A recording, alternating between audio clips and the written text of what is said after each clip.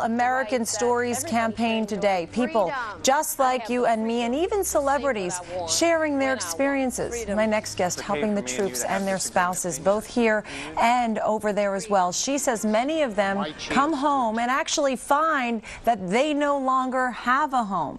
That's where she fits in. We're talking to Dani Babb, who's a real estate investor and professor. Daniel, explain to us what's going on. Basically, our troops, our reserves go abroad, they make less money, and then their homes go into foreclosure. Is that what you're saying? Yeah, what's happening is the areas around military bases have about a 400% greater chance of going into foreclosure than the rest of the nation.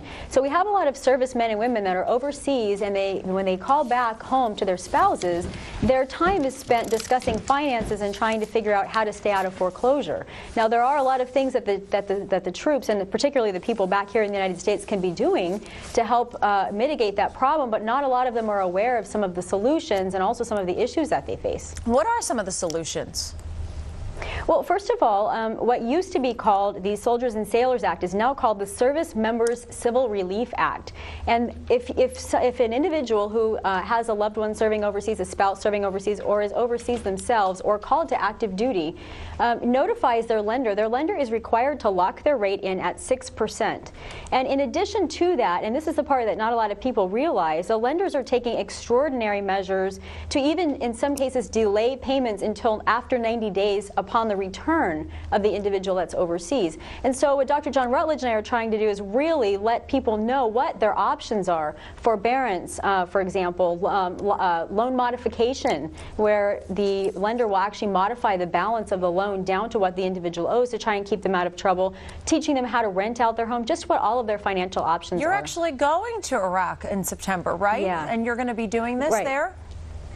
Yeah, you know, after responding to thousands of emails and phone calls, Dr. John Rutledge and I are both going to both Kuwait and Iraq in September, and we are going to be taking this information directly to the troops that need it, trying to explain to them how they can resolve these problems and do it in a way where we can reach more people than we're able to just simply by email and phone alone. How big of a problem is this?